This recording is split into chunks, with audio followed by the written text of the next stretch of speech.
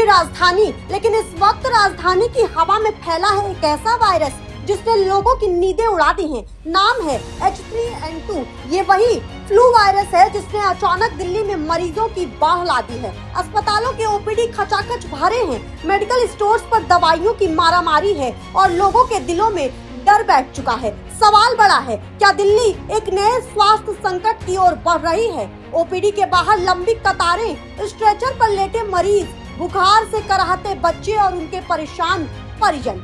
AIIMS और सफदरजंग जैसे बड़े अस्पतालों में पिछले एक हफ्ते में ही फ्लू जैसे लक्षणों वाले मरीजों की संख्या 40% से ज्यादा बढ़ी है। डॉक्टरों का कहना है कि इस बार ये फ्लू सामान्य नहीं है बल्कि खतरनाक H3N2 वायरस है। डॉक्टरों का कहना है कि हमारे पास रोज दर्जनों मरीज आ रहे हैं। लक्षणों में तेज बुखार, खांसी, गले में खराश और सांस लेने में तकलीफ शामिल है। सबसे ज्यादा खतरा बुजुर्गों और बच्चों को है। इस समय पर इलाज ना मिले तो मरीज की हालत बिगड़ भी सकती है। अब चलिए आपको बताते हैं कि आखिर H3N2 वायरस के लक्षण क्या क्या है। पहला, तेज बुखार। दूसरा, लगातार खांसी। तीसरा, गले में खराश। चौथा, सिर दर्द और बदन दर्द। पांचवा, सांस लेने में तकलीफ। अब आइए ये भी बता देते हैं कि किस वर्ग को सबसे ज्यादा खतरा इस फ्लू से होने वाला है। बच्चे जो 5 साल से कम के हैं, बुजुर्ग, गर्भवती महिलाएं, डायबिटीज, अस्थमा या हृदय रोगी। दिल्ली सरकार ने हालात को देखते हुए सभी सरकारी अस्पतालों को अलर्ट जारी किया है। इसके साथ ही स्कूलों को भी एडवाइजरी भेजी गई है। खांसी, बुखार वाले बच्चों को घर पर ही आराम करने की सलाह दी गई है।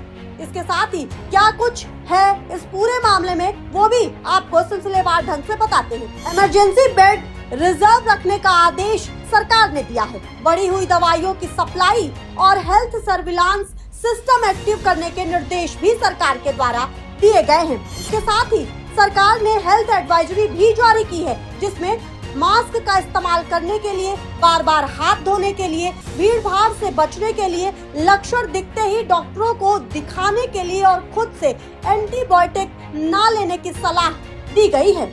अब आइए आपको समझाते हैं कि आखिर सितंबर में ही क्यों वायरल संक्रमण का खतरा ज्यादा होता है। सितंबर का महीना उत्तर भारत में वायरल बीमारियों के लिए पीक सीजन माना जाता है। भारत में मॉनसून यानी कि जुलाई से लेकर के अगस्त के बाद सितंबर में संक्रमणों का उछाल आना सामान्य है। PLOS ग्लोबल पब्लिक हेल्थ की एक हालिया स्टडी के अनुसार RSV यानी कि रेस्पिरेटरी सिकाइटियल वायरस संक्रमण मानसून के दौरान सितंबर-अक्टूबर में पीक पर पहुंच जाते हैं। ये स्टडी भारत के विभिन्न क्षेत्रों में आधारित है, जिसमें पाया गया है कि बारिश के बाद नमी का स्तर वायरस की स्थिरता बढ़ाता है, तो वहीं PMC और BMC की स्टडीज बताती हैं कि मानसून के बाद की नमी और बदलता मौसम वायरस की एक्टिविटी बढ़ा देते हैं। लंग इंडिया जर्नल 2025 में साफ कहा गया है कि सितंबर-नवंबर के बीच वैक्सीन प्रिवेंटेबल रेस्पिरेटरी वायरस सबसे ज्यादा फैलते हैं। साथ ही विशेषज्ञ भी ये मानते हैं कि डरने की बात नहीं है, बल्कि सतर्क रहने की जरूरत है, क्योंकि अगर संक्रमण का सही समय पर इलाज हो तो ये वायरस काबू में आ सकता है। तो वहीं डॉक्टर्स कह रहे हैं कि लोग पैनिक ना हो, ये कोविड नहीं है, लेकिन हाँ, फ्लू का ये वेरिएंट ज्यादा गंभीर है। सबसे जरूरी ये है कि लोग समय पर इलाज लें और घर पर आराम करें। तो साफ है कि दिल्ली इस समय H3N2 वायरस के हमले से जूझ रही है। अस्पतालों में मरीजों की बढ़ती संख्या हालात की गंभीरता बयां कर रहे हैं। खतरा तभी टाला जा सकता है जब सतर्कता और सावधानी साथ चले।